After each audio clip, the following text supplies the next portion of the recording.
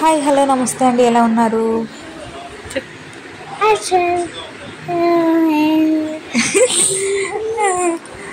Welcome to the my channel అండి. So మా బాబు అయితే నన్ను ఇమిటేట్ చేస్తున్నాడు నేను ఎలా చెప్తాను అనేసి. సో ఈరోజు అయితే మనం ఛాయా సోమేశ్వర స్వామి టెంపుల్కి అయితే వచ్చాము. ఇదైతే నల్గొండలో అయితే ఉంటుంది, పానగల్లు ఏరియాలో.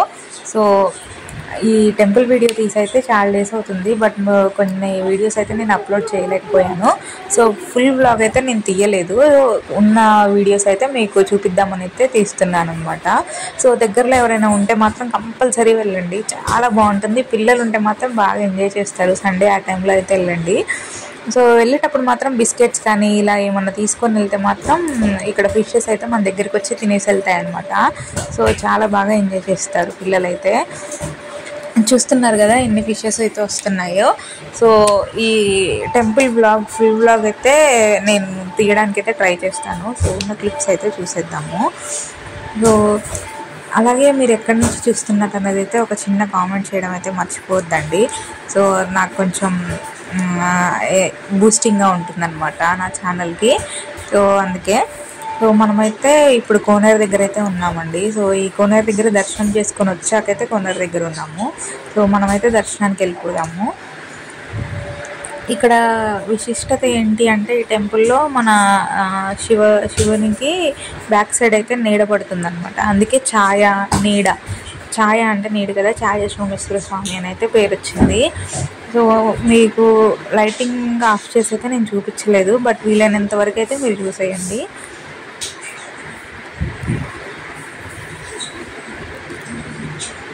టెంపుల్ మొత్తం అయితే మనకి రాయితో అయితే కట్టించారనమాట. సో చూస్తున్నారు కదా లోపడండి, ఇది గుడి మొత్తం అయితే నేను తీయలేదు, లోపడనమాట. సో చాలా మహిమగల దేవుడు అనమాట శివుడు. మనకేంటంటే మనమైతే పైన ఉంటాము, స్వామి వచ్చేసి కొంచెం డౌన్లో అయితే ఉంటుంది అనమాట. డౌన్లో అయితే ఉంటుంది. మనకి దూరం నుంచి చూసే వాళ్ళకైతే కొంచెం స్టేజ్ టైప్ ఉంటుంది అనమాట. మనం మా మెట్లెక్కి దేవుణ్ణి చూసుకోవచ్చు. సో చూస్తున్నారు కదా దేవుణ్ణి,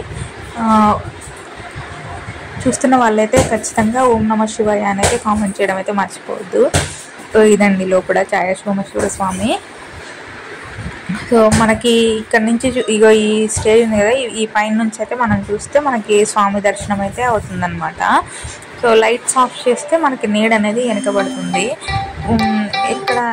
ఎక్కడి నుంచి నీడ పడుతుంది అనేది అయితే మనకైతే తెలియదు అనమాట. సో అది ఏమన్నా గజస్వామి ఉంది అలానా అనేది కూడా మనకు తెలీదు. సో నేనైతే 2-3 క్లిప్స్ అయితే తీసాను. ఆ క్లిప్స్ అన్నీ మీకు ఇప్పుడైతే పోస్ట్ చేస్తున్నాను. సో టెంపుల్ కన్స్ట్రక్షన్ మొత్తం రాయితో అయితే కట్టి ఉంటుంది.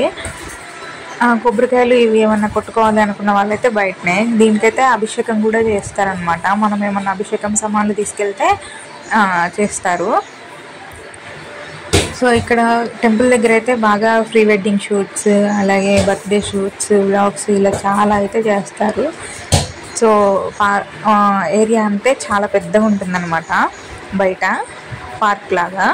సో చాలా బాగుంటుంది. చూస్తున్నారు కదా టెంపుల్ కూడా ఎన్నో ఇయర్స్ నుంచి ఉన్న టెంపుల్ అంటండి ఇదైతే. సో మేము దర్శనం కంప్లీట్ చేసుకుని అయితే మళ్ళీ ఫిషెస్ దగ్గరికి అయితే వచ్చేసాము. ఇక్కడ చిన్నపిల్లలు ఉంటే మాత్రం నిజంగా ఫిషెస్ దగ్గర ఎంజాయ్ చేస్తారండి. అవి కంపల్సరీ వెళ్ళేటప్పుడు ఏమైనా ఫుడ్ అయితే తీసుకొని వెళ్ళండి. కొంతమంది అయితే బొంగు పిల్లలు ఇవైతే తీసుకొని వస్తారు. ఏమన్నా తీసుకెళ్ళలేదు అనుకున్న వాళ్ళకి అక్కడ షాప్ ఉంటుందన్నమాట, ఆ షాప్లో అయితే తీసుకోవచ్చు. సో మనకైతే చాలా ప్రశాంతంగా ఉంటుందన్నమాట. మీరు వెళ్తే ఏమైనా ఫుడ్ ప్రిపేర్ చేసుకొని కూడా వెళ్ళి అక్కడ కూర్చొని అయితే తినచ్చు, అంత బాగుంటుంది. సో స్వామి దర్శనం అయితే మాకు కంప్లీట్ అయిపోయిందండి. అక్కడ మేము వెళ్ళిన టైంలో అయితే అయ్యగారు అయితే లేరనమాట. మార్నింగ్ 10:30-11 వరకు అయితే ఉంటారనమాట. మేము వెళ్ళే టైంకి 11:40-12 అవుతుంది. సో అందుకే అయ్యగారు అయితే లేరనమాట. సో మేమే దర్శనం చేసుకొని కొబ్బరికాయ కొట్టుకొని అయితే వచ్చేసాము. సో ఈసారి అయితే కంపల్సరీ ఫుల్ బ్లాగ్ గుడి మొత్తం తీయడానికి అయితే ట్రై చేస్తాను కంపల్సరీ. సో ఈసారి కంపల్సరీ ట్రై చేసి పెడతాను అనమాట. Thank you so much for watching అండి. నల్గొండ ఎవరైనా వచ్చి ఉంటే మాత్రం ఈ ప్లేస్ని కంపల్సరీ విజిట్ చేయండి, చాలా బాగుంటుంది. సో చాలా ఎంజాయ్ చేస్తారు. దర్శనం కూడా చాలా తొందరగా కంప్లీట్ అయిపోతుంది అనమాట. సో థ్యాంక్ యూ అండి, thank you so much for watching. Thank you, bye bye.